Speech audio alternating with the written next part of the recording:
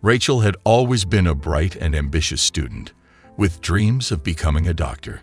She had worked hard to get into medical school and was determined to succeed despite the challenges she faced as a woman in a male-dominated field.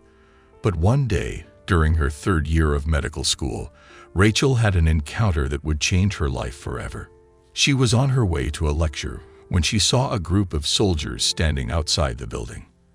As she approached, one of them, a major, noticed her and began to make crude remarks about her appearance. Rachel tried to ignore him and keep walking, but the major continued to taunt her. Finally, he reached into his pocket and pulled out a wad of cash, throwing it at Rachel and saying, "Here, why don't you use this for an abortion? You're too pretty to ruin your looks with a kid." Rachel was mortified and humiliated. She couldn't believe that someone would say something like that to her, especially someone who was supposed to be a leader and a role model. She picked up the money and threw it back at the major, storming off in tears. For years, Rachel tried to forget the incident and focus on her studies. She graduated from medical school with honors and went on to become a successful surgeon, specializing in women's health. But she never forgot what had happened to her that day, and the memory continued to haunt her. Then, 25 years later, Rachel received a patient referral from a local military base. It was a soldier who had been injured in combat and needed urgent surgery. Rachel was the only surgeon in the area who had the expertise to perform the procedure, so she agreed to take on the case. When Rachel arrived at the hospital, she was surprised to see that the patient was none other than the major who had taunted her all those years ago. He was older now, his hair gray, and his face lined with wrinkles, but she recognized him immediately. Rachel could have refused to operate on the major. She could have turned him away and let someone else take on the case. But instead, she decided to do what she had been trained to do: save lives. Rachel performed the surgery with the same skill and dedication that she brought to all of her patients. She put aside her anger and resentment and focused solely on the task at hand. And when the surgery was over, the major was alive and well, thanks to her expertise. As Rachel left the hospital that day, she felt a sense of closure. She had been able to confront her past and overcome it, using her skills as a doctor to heal instead of harm. She realized that even the darkest moments in our lives can be transformed into sources of strength and resilience if we are willing to face them head-on. The major was also deeply affected by the experience. As he lay recovering in the hospital, he had plenty of time to reflect on the past and the way he had treated Rachel all those years ago. He realized that he had been wrong to taunt her and throw money at her, and that his behavior had been completely unacceptable. After he was released from the hospital, the major sought out Rachel to apologize. He admitted that he had been a different person back then, and that he had since learned to value women and treat them with respect. Rachel accepted his apology graciously, and the two of them even ended up having a productive conversation about the challenges facing women in male-dominated fields. From that day forward, the major made a point of supporting women in the military and using his position of authority to advocate for their rights and interests. He became a vocal ally of female soldiers, working to promote gender equality and stamp out harassment and discrimination wherever he saw it. As for Rachel, the experience gave her a new sense of purpose. She began to speak out more about the issues facing women in medicine, using her own story as an example of the kind of obstacles that women still face in the field. She also started mentoring young women who were studying medicine, helping them to navigate the challenges of a career in a male-dominated field. In the end, the encounter between Rachel and the major served as a powerful reminder of the ways in which we can all learn from our mistakes and grow as people. It showed that even the most hurtful and difficult experiences can be transformed into sources of strength and resilience if we are willing to confront them head-on and use them as opportunities for growth and learning. Rachel's experience with the major also helped to spark a broader conversation about the treatment of women in the military and other male-dominated fields.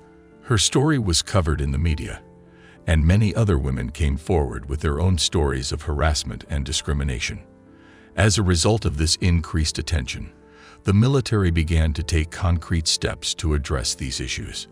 They implemented new training programs for soldiers and officers with a focus on preventing harassment and discrimination.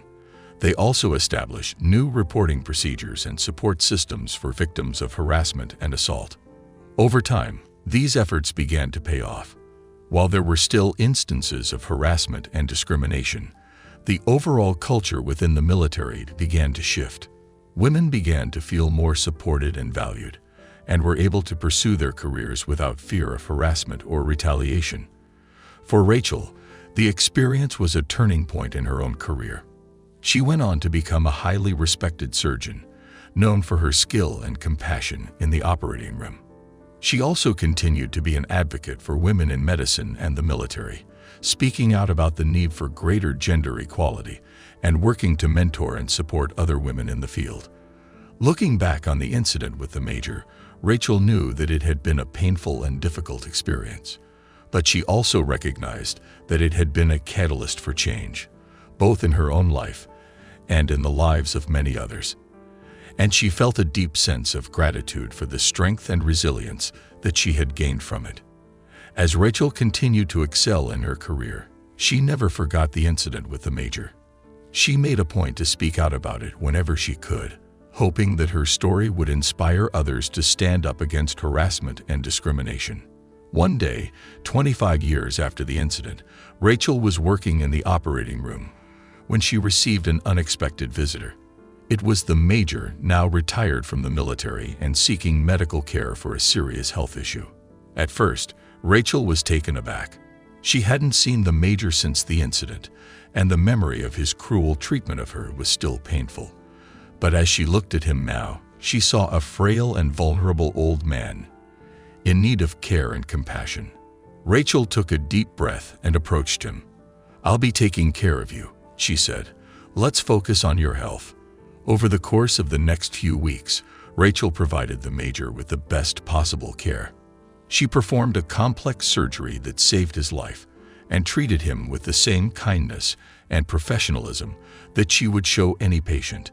As the major began to recover, he started to talk to Rachel about their shared past. He expressed deep remorse for his actions and begged for her forgiveness. Rachel listened carefully and felt her heart soften. She knew that forgiving the major would be a powerful act of healing for both of them. In the end, Rachel chose to forgive the major. She saw it as a way of releasing herself from the pain of the past and of showing him that she was stronger and more resilient than he had ever imagined. As for the major, he left the hospital with a newfound respect for Rachel and for all the women who had served alongside him in the military. He recognized the harm that his actions had caused and vowed to work to prevent similar incidents from happening in the future. For Rachel, the encounter with the major was a powerful reminder of the importance of forgiveness and compassion. It showed her that even the most painful experiences can be transformed into opportunities for growth and healing, and that no one is beyond redemption. Rachel continued to work as a surgeon, striving to provide the best possible care for her patients. But she also took on a new role as an advocate for women in medicine, speaking out about the need for gender equality and fair treatment for all medical professionals. She shared her story with others, hoping to inspire them to stand up against harassment and discrimination in their own lives. She became a mentor to young women in the field, offering support and guidance as they faced their own challenges and struggles.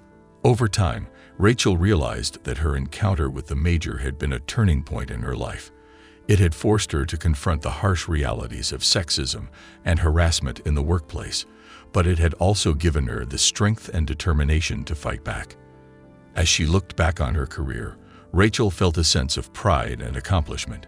She had achieved her dreams of becoming a surgeon and had made a meaningful difference in the lives of countless patients.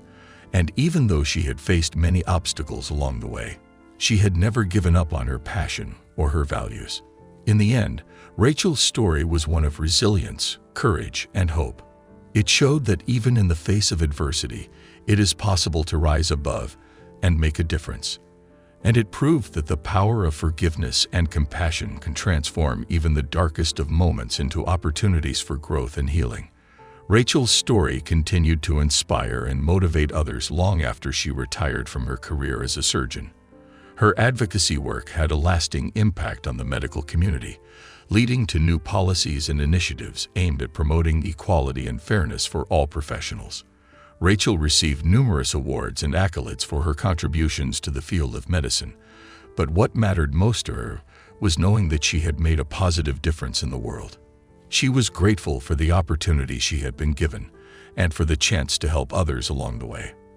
As she grew older, Rachel's health began to decline, and she knew that her time on this earth was coming to an end. But even as she faced her own mortality, she remained optimistic and hopeful, believing that her legacy would live on through the lives of those she had touched. And so it was that when Rachel passed away, she was mourned not only by her family and friends, but by countless others whose lives she had impacted in profound ways. Her story had become a testament to the power of perseverance, compassion, and the human spirit. As for the major who had once taunted her, Rachel had long since forgiven him for his actions. She understood that he was a product of his time and place, and that his behavior was a reflection of the systemic injustices that had plagued the medical profession for generations. But Rachel also knew that her own story had helped to change that system, and that her legacy would be one of progress, not of bitterness or anger. And so she left this world with a sense of peace and fulfillment, knowing that she had done all she could to make it a better place for all. Years after Rachel's passing, her story continued to inspire and motivate others. Her name became synonymous with the fight for justice and equality in medicine, and her legacy continued to influence the next generation of medical professionals. One young medical student, in particular, was deeply moved by Rachel's story. Emily had grown up in a small town and had always dreamed of becoming a doctor. But as she navigated her way through medical school, she began to see firsthand the many obstacles and injustices that still existed within the profession. Like Rachel, Emily was often dismissed or underestimated because of her gender, and she saw countless examples of discrimination and bias in the medical field. But every time she began to feel discouraged, she thought of Rachel's story, and it gave her the strength to keep going. Emily knew that she had a long road ahead of her, and that she would face many challenges and setbacks along the way.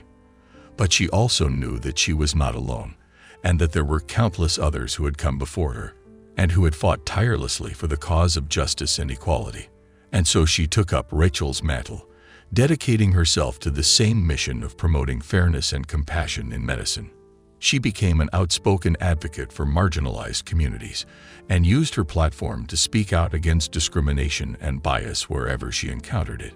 Years later, as Emily reflected back on her journey, she knew that she owed much of her success to Rachel's story. It had given her the strength and courage to keep fighting, even in the face of adversity, and had inspired her to become the best version of herself that she could be. And so she continued to carry Rachel's legacy forward, knowing that the work was far from over, but also knowing that together, they could make a difference. Because as Rachel had always believed, when we come together to fight for what is right, there is no limit to what we can achieve. Emily graduated from medical school with honors and went on to complete her residency in a prestigious hospital. She quickly established herself as a talented and compassionate doctor and was beloved by her patients and colleagues alike. As she progressed in her career, Emily never lost sight of the lessons that Rachel's story had taught her. She continued to speak out against discrimination and inequality and worked tirelessly to promote access to healthcare for all. In her spare time, she volunteered at a local free clinic, providing much-needed care to underserved communities, and she became a mentor to other young medical students, sharing with them the same message of hope and perseverance that Rachel had once shared with her. And so the legacy of Rachel, the medical student who had been insulted and shamed by a major, lived on through Emily and through countless other medical professionals who were inspired by her story. Because in the end, Rachel's message was a simple one: that we all have the power to make a difference, no matter how small our actions may seem. And so, with every patient that Emily treated and every student that she mentored, she continued to carry Rachel's torch forward, ensuring that her legacy of compassion, justice, and equality would live on for generations to come. Years went by, and Emily became one of the most respected surgeons in the country. She had saved countless lives and helped many others regain their health. But she never forgot the major who had thrown money at her and the pain that his words had caused her. One day, Emily received a phone call from a man who introduced himself as the major's son. He explained that his father was dying and that he had requested to see Emily. Although she was hesitant at first, Emily eventually agreed to visit the major at the hospital. When she arrived, Emily found the major lying in bed, frail and weak. He looked up at her with a mix of fear and regret in his eyes, and she could see that he was struggling to speak. "I'm sorry," he finally managed to whisper. "I was wrong. I shouldn't have treated you the way that I did." Emily was taken aback by the major's sudden change of heart, but she knew that he meant what he said. She forgave him, and they spent the next few hours talking about their lives and reflecting on the mistakes they had made. As Emily prepared to leave, the major reached out and took her hand. "Thank you," he said. "Thank you for showing me that people can change." Emily smiled, knowing that she had done her part in making the world a better place. She walked out of the hospital, feeling lighter and more at peace than she had in years. And as she looked up at the sky, Emily knew that Rachel would be proud of the person she had become and of the impact that she had made on the world.